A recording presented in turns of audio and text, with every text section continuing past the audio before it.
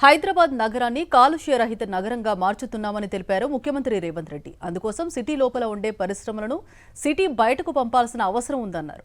సిటీలో తిరిగే RTC diesel బస్సుల స్థానంలో ఈవీ బస్సులను తెస్తున్నామన్నారు.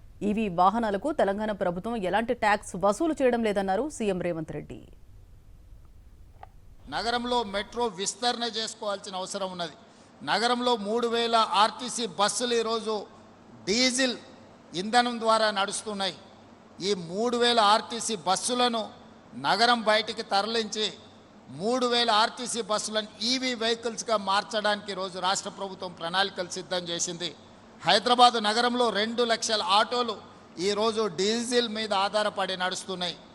ఆ 2 లక్షల ఆటోలను కూడా రెట్రో ఫిట్టింగ్ ద్వారా ఈవీ ఆటోలుగా మార్చడానికి ఈరోజు తెలంగాణ రాష్ట్ర ప్రభుత్వం పనిచేస్తుంది.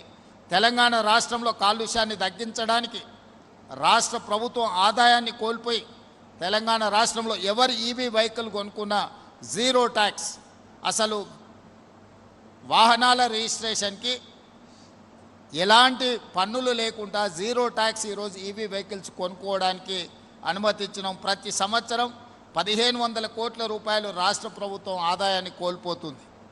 రాష్ట్ర ప్రభుత్వం ఆదాయం కోల్పోయినా హైదరాబాదు నగరాన్ని అంతర్జాతీయ స్థాయిలో నివసించే నగరంగా తీర్చిదిద్దడానికి ప్రభుత్వం ముందుకు వచ్చింది. మరిన్ని అప్డేట్స్ కోసం ఛానల్ను సబ్స్క్రైబ్ చేయండి. నోటిఫికేషన్స్ కోసం బెల్ ఐకాన్ పై క్లిక్ చేయండి.